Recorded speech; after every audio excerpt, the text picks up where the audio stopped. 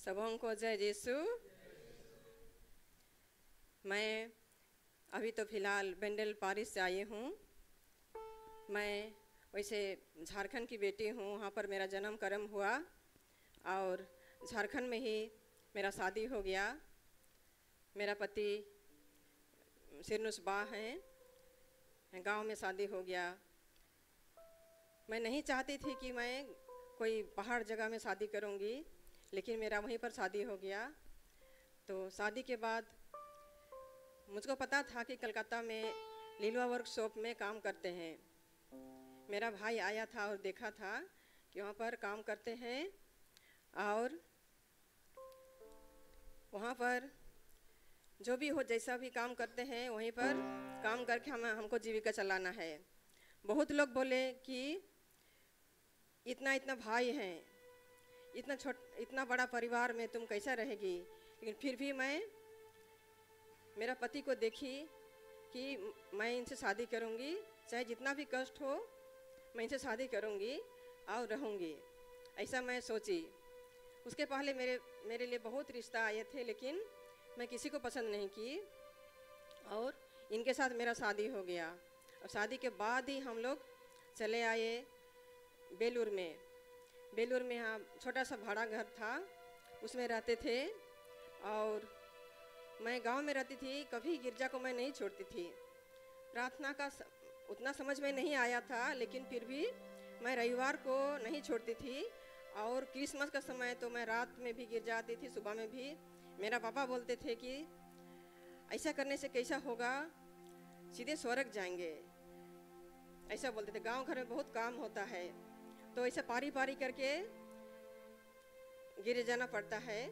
तो मैं ऐसे जाती थी और इस तरह से मैं लीलवा यहाँ बेलूर में आई। तो पति का ड्यूटी शनिवार को छुट्टी रहता था और रविवार को ड्यूटी रहता था। इस तरह से रविवार को गिरजा भी नहीं जा पाते थे। तो मेरा बच्चा लोग छोटे छोटे 2 जन हो गए। और एक दिन गिरजा में कुछ प्रोग्राम था, तो उस दिन मेरा पति का छुट्टी था। नहीं, छुट्टी नहीं था, उनका ड्यूटी था।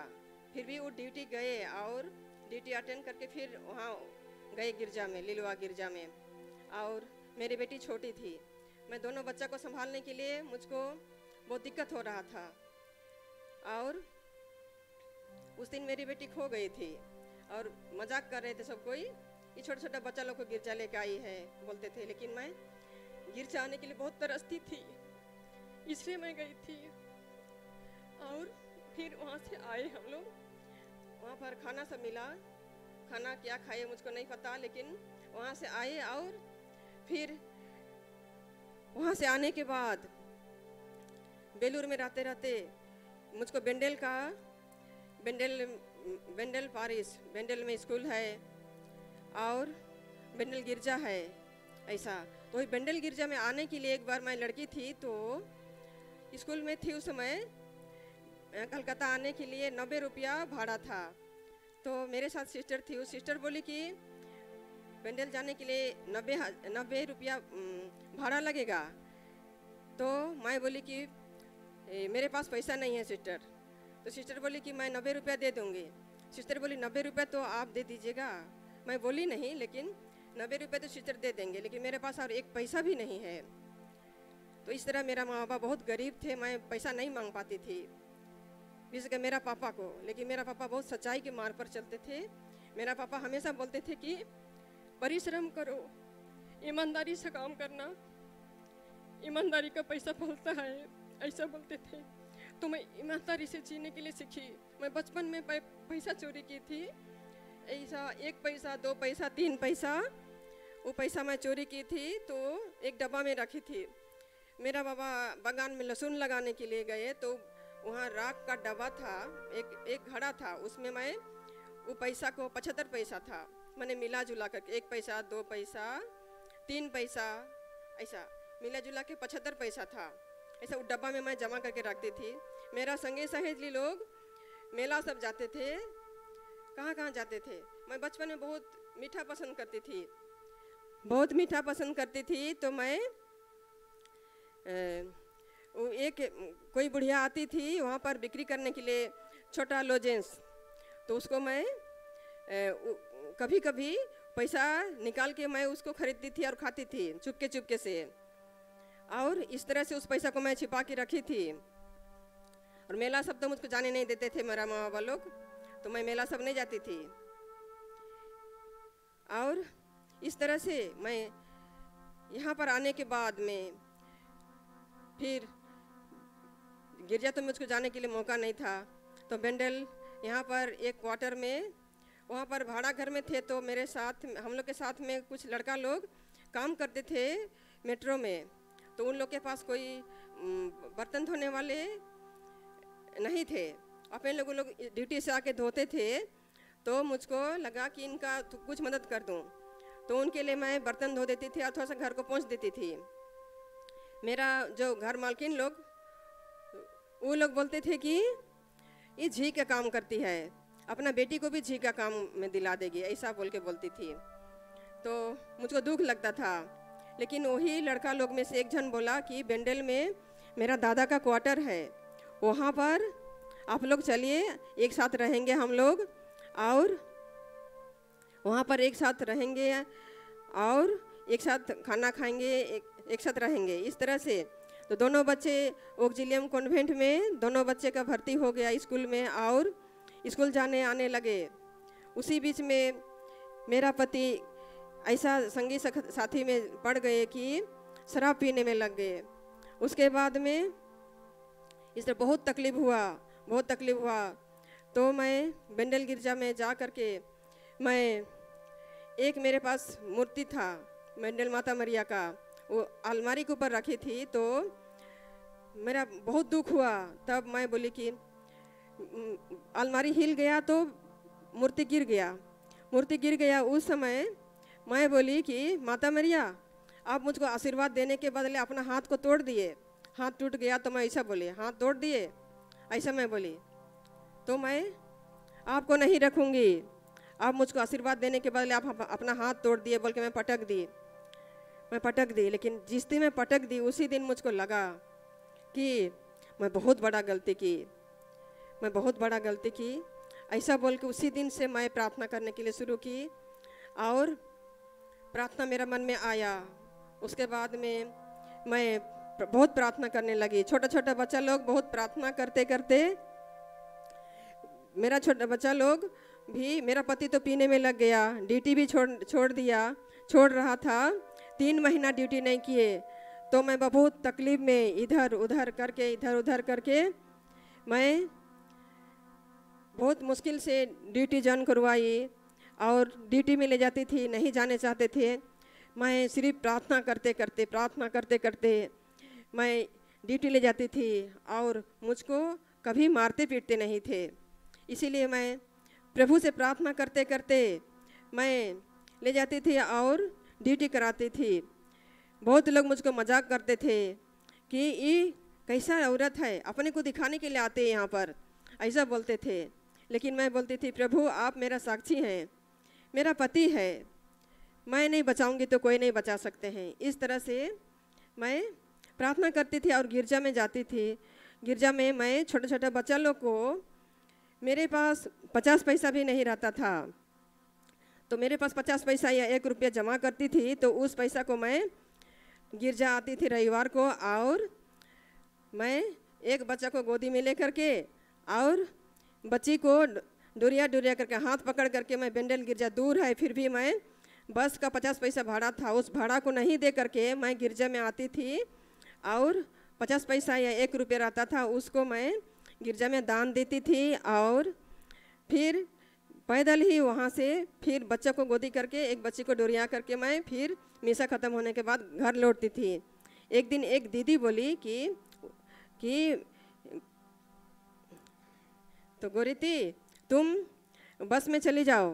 तो मैं बोली कि दीदी मेरे पास भाड़ा नहीं है। तो बोली कि बाप रे 1 रुपया तुम्हारे पास भाड़ा नहीं है, ऐसा बोली। देखिए 50 पैसा से 1 रुपया हो गया था भाड़ा। उस समय तक मेरा वैसे ही चल रहा था। उसके बाद मैं प्रार्थना करती थी। मैं प्रार्थना की कि लीलवा वर्कशॉप का शनिवार का छुट्टी रविवार को हो, इस तरह मैं प्रार्थना की और एक दिन बदल गया। रविवार का छुट्टी, शनिवार का छुट्टी रविवार को हो गया। मैं बहुत खुश हो गई। प्रभु के पास कुछ भी असंभव नहीं है, सब कुछ संभव है ऐसा। और मैं बोली कि कुछ भी असंभव नहीं है, सब कुछ संभव है। मेरा पति भी बदल जाएगा। और मैं अपने अपने से प्रार्थना करती थी, क्रूस रास्ता करती थी, और मेरा पति बदल गया। मेरा पति बदल गया। और मेरा छोटा छोटा बच्चा लोग, मैं नहीं रहती थी तो अपने लोग प्रार्थना करते थे, अपने लोग प्रार्थना करते थे। और इस तरह से बहुत कठिन जीवन जीते जीते जब मेरा पति ठीक हो गया, अच्छा हो गया, तो अच्छा से ड्यूटी करने लगा, सब कुछ अच्छा होने लगा। और उसके बाद अच्छा हो जाने के बाद मेरा पति का हाथ, मैं तो मेरी बेटी को नर्सिंग के लिए गुवाहाटी कैथोलिक हॉस्पिटल बरगांग में दी थी। तो वहाँ पर मेरी बेटी का नर्सिंग ट्रेनिंग चल रहा था। उस समय मेरा पति ड्यूटी जा रहे थे, तो 1.5 साल जैसा नहीं पी रहे थे उस समय। फिर और उस दिन मैं नहीं थी, तो हम लोग का घर के बगल में शादी था, उस शादी में गए थे और थोड़ा सा पी लिए थे, वही पिए। और घर में रोटी नहीं बना था, 1 गिलास दूध पी के गए ड्यूटी जाने के समय में बेलूर में उतरे और 2 रोटी खाने का चक्कर में कैंटीन में गए और 2 रोटी खाए और लाइन क्रॉस कर रहे थे। एक तरफ का सिग्नल को देखे और दूसरे तरफ का नहीं देखे, पानी आ रहा था। सितंबर का महीना था 2010। तो एक लाइन को तो क्रॉस किए, क्रॉस करने के बाद में दूसरा लाइन में भी गाड़ी आ गई। एक गाड़ी उधर टानती है, एक गाड़ी इधर टानती है, तो छाता पकड़े हुए थे और दोनों गाड़ी के बीच में थे। दोनों कोड लाइन की गाड़ी थी और बीच में खड़े थे। और जो गाड़ी पहले घुसी थी वो टान के ले गई और हाथ को काट के ले गई 50 फीट दूर। और मैं गुवाहाटी में थी उस समय। मैं गुवाहाटी में 3 दिन गाड़ी बंद था, तो गाड़ी बंद था उस समय मैं प्रभु से प्रार्थना कर रही थी। मेरा प्रार्थना बहुत ज़्यादा हो गया था। और मैं वहाँ से, बस तो बंद थी लेकिन उसी दिन गाड़ी खुला, और मैं वहाँ से ड्राइवर के पीछे में एक टूल में बैठ के आई सारा रात आई और गुवाहाटी पहुँची। वेटिंग रूम में थोड़ा सा लेटी, उसके बाद उठी और मुँह धो के नहा धो के मैं प्रार्थना में बैठी। उस समय 9:30 बजा था। मैं प्रार्थना कर रही थी, मेरा मुंह से मेरा पति का नाम निकल रहा था, मेरा पति का नाम निकला। तो मैं समझ गई कि इनको ज़्यादा प्रार्थना का ज़रूरत है ऐसा। लेकिन हाथ कट गया, उसको मुझको नहीं पता था। फिर मैं बिना रिजर्वेशन का वैसे ही 12:30 बजे सरायघाट एक्सप्रेस में मैं वैसे ही जनरल में बैठ करके चली आई। और बेंडल पहुंच करके मुझको पता चला कि मैं 6 बजे पहुंची सुबह में। और तब मुझको पता चला कि मेरा पति का हाथ कट गया है। तो मैं बोली, ट्रेन का हवा से आदमी मर जाता है तो अब मेरा पति नहीं रहेगा ऐसा बोल के मैं थोड़ा सा सोची। लेकिन जो भी हो ईश्वर का इच्छा बोल करके मैं सब कुछ को प्रभु के चरणों में समर्पण कर दी। और मैं वहाँ से तुरंत नहा करके मैं तुरंत चली गई हॉस्पिटल। और हॉस्पिटल जाने के बाद में पूरा झुंड लगाए थे, बीच में बैठे थे। मेरा पति होश आया था, बीच में बैठे थे, लेकिन सबका झुंड में भी मेरा कैसा गंध जैसा ना, मुझको तो देख नहीं पाना चाहिए। लेकिन फिर जैसा मैं हॉस्पिटल के गेट में पहुंची, दरवाजा जगह पहुंची कि बोल रहे हैं कि मेरा एक हाथ जिंदा है, तुम चिंता मत करो, एक हाथ मेरा जिंदा है ऐसा बोले। सब कोई देख के अचंभा किए कि ये आदमी का इतना बड़ा साहस, इसी साहस ने इनको बचाया ऐसा बोले वो लोग। लेकिन मेरा प्रभु महान है। जब भी हम लोग कुछ भी प्रार्थना करते हैं, हम लोग का एक एक प्रार्थना व्यर्थ नहीं जाता है, नहीं जाएगा। उसी तरह मैं रिट्रीट आने के लिए अभी मैं बहुत तरसती थी मेरा बेटा के लिए। मेरा बेटा उसी तरह हो सकता है, जैसा पेड़ वैसा फल मिलता है, जैसा जड़ वैसा पेड़ होता है, उसी तरह मेरा बेटा अभी हो गया है। तो मेरा बेटा के रिट्रीट में ले जाएंगे, कोई भी रिट्रीट में ले जाएंगे ऐसा सोच करके मैं बहुत चिंता में थी। आराधना जाती थी, सुबह मिसा जाती थी, आराधना करके फिर आती थी। दोनों पति पत्नी अभी रिटायर्ड हो गए हैं, तो दोनों जन जाते हैं मिसा में और आराधना करके आते हैं। तो उस दिन भी मेरा बेटा निकल के चला गया था और आया रात में 10:30 बज रहा था, तो मैं ऑनलाइन में खोली तो फादर का वचन हो रहा था। ऑनलाइन में वचन खोली तो फादर का वचन हो रहा था। उस समय सुनते सुनते आराधना हो रहा था, सुनते सुनते तभी मैं सुनी कि फादर बोले कि रिट्रीट होगा, हिंदी में होगा। ठीक से मैं सुन नहीं पाई, 3 तारीख को होगा, कितने तारीख को होगा मैं सुन नहीं पाई, लेकिन रिट्रीट होगा। लेकिन मुझको साहस नहीं हो रहा था फादर को फ़ोन करके पूछें। तो मैं सिस्टर मेरी को जलाल खाली में फ़ोन की, तो बोली कि रिट्रीट तो होता है लेकिन हिंदी में होगा या नहीं उसको मैं नहीं जानती हूँ, ऐसा बोली। तो मैं बोली कि फादर बोले हैं हिंदी में होगा, उसका मतलब होगा, जो भी हो। मैं प्रभु से प्रार्थना कर रही थी कि रिट्रीट हो और हम लोग जा सकें। इस तरह से मैं बेटा को बोली, बेटा आया रात में, लेकिन बेटा को मैं बोली सुबह में, तो बेटा राजी हो गया जाएंगे। और तुरंत अपने ही रिजर्वेशन किया, ऑनलाइन में रिजर्वेशन किया और हम लोग वही रात को ही हम लोग चले आए और यहाँ सुबह पहुँचे। यहाँ पर तो पूरा सन्नाटा है, होगा कि नहीं, लेकिन जो भी हो प्रभु का इच्छा, हम लोग रह जाएंगे जैसा भी हो, ऐसा बोल के। तो एक भाई को देखी मैं, तो होगा शायद ऐसा बोल के फिर आए हम लोग और यहाँ पर देखे कि सुने कि रिट्रीट होगा, वही भाई से सुने रिट्रीट होगा और बहुत खुश हो गया। और हम लोग रिट्रीट में आ करके हम लोग भाग लिए। और हम लोग जो यहाँ पर जो मैं पाई उसको मैं मुंह से बोल के मैं नहीं बोल सकती हूँ कि मैं क्या पाई उसको। सचमुच प्रभु के साथ हम लोग जुड़े रहेंगे, जुड़े रहने के लिए मुझे शक्ति मिला और सबको मैं प्रभु से जुड़े रहने के लिए प्रोत्साहन दूंगी, यही मुझको संदेश मिला। प्रभु की स्तुति हो, ईश्वर का धन्यवाद। सबों को जय यीशु।